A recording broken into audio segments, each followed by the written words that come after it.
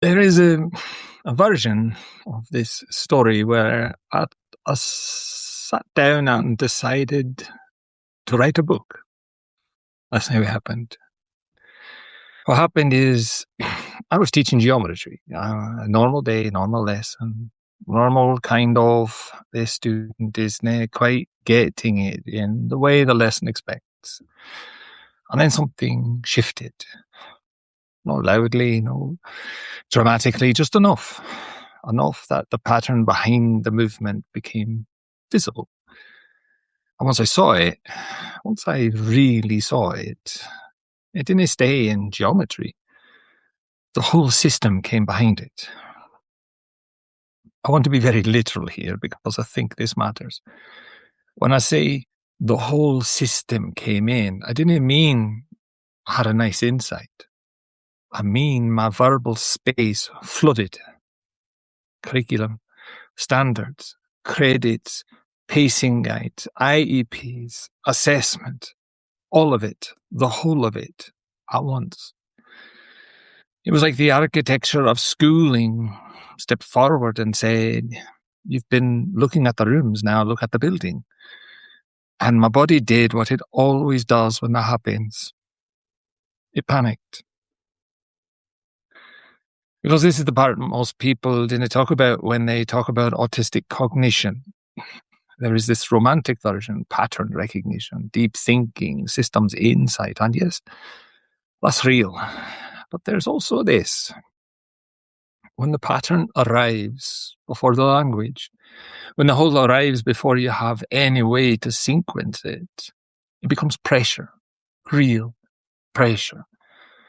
I could feel it building.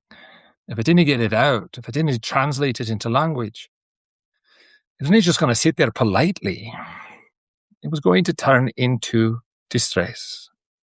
So I did what I always do. I started typing fast, not carefully, not strategically, not let me outline a book. I wrote to clear space, and somewhere in that process, I realized, oh no, oh crap, this isn't a piece. This is a book. I know, like a small one. By the time it settled, I was sitting on something like 250,000 words in less than a week, which is not a flex. It's a symptom. It's what happens when you've been circling something for years and then one sentence unlocks it. And the sentence, the one that did it, was this. What if the accommodation is actually the whole of it? Because here's what I see over and over and over again in classrooms.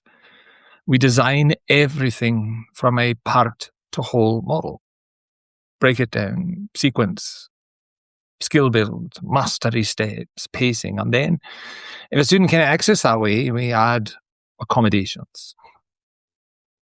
But what if, for some learners, the problem isn't that they need extra. The problem is that they need the whole first.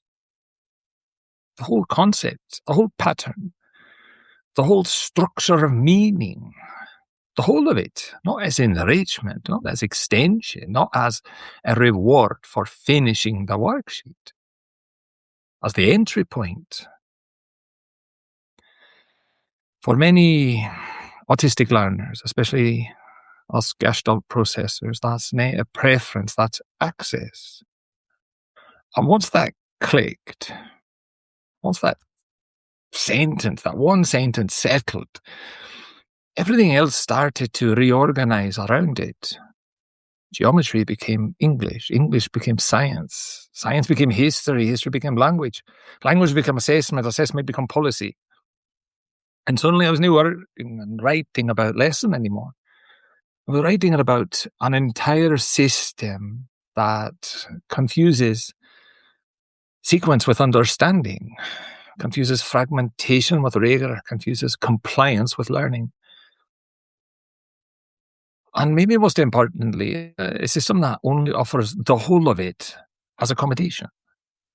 If you have an IEP if your team recognizes what you need, if someone in the room knows what gestalt processing is, if they know how to translate that into bureaucratic language. That's a lot of ifs. So after the flood came the second stage, the sorting, which is its own kind of work, because once everything is out, you're left with this mass, pages and pages and pages of interconnected insight and notes. And now you have to decide what goes where, what belongs together, what is a piece, what is a chapter, what is a thread. And I realized something here important to trying to force it into a traditional book structure immediately. Actually flatten it. Because this didn't arrive linearly, it arrived as field. Sometimes I'm being different. I'm releasing it here on Substack, one piece at a time. Starting with the prologue, which is really just me naming the flood and making room for it. And then one piece a day until the whole of it is out. One chapter a day. Organized into 4 parts. So after the prologue, part 1 starts in the classroom.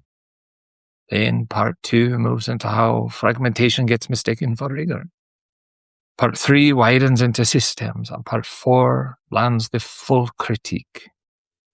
So by the time you're reading the first piece, the whole series already exists, because that's how this mind works. Pattern first, language after. Then, this summer, when things slow down a little, I'm going to sit down with Adobe's InDesign and lay it out properly. Turn it into a book I can hold. Probably release it through Lulu midsummer, if all goes well. So it will exist in 2 forms, as a series, something you can move through piece by piece, and as book, something you can hold as a whole. Because that's the point, isn't it? The whole of it. So, this project isn't just about schooling, it's about a way of knowing, a way of arriving at meaning that doesn't start with fragments, doesn't build step by step, doesn't trust the staircase, the ladder. It circles, it gathers, it recognizes, and sometimes it waits for years. And then one day, a colleague says something small. A student struggles in a familiar way. A lesson doesn't quite hold, and suddenly everything connects. That's what this is, not a plan, a release.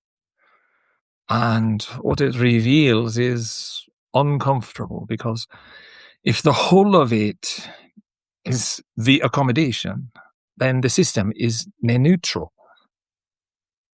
It's built for a particular kind of learner, a particular kind of sequencing, a particular kind of time, a particular kind of legibility. And everyone else, well, they get labeled, they get remediated, they get supported, accommodated. Instead of asking, what if the design is the problem? So the series doesn't pretend to answer everything.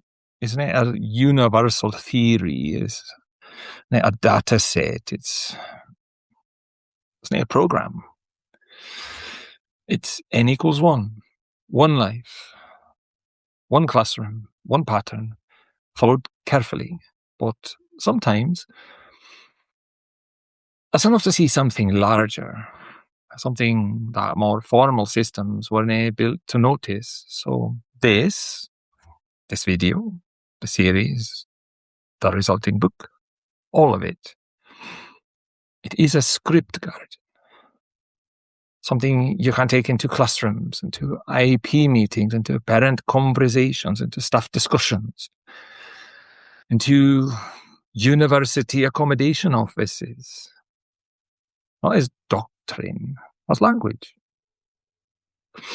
A way to say maybe the learner isn't missing something. maybe the system is. And maybe, just maybe, the whole of it was never optional.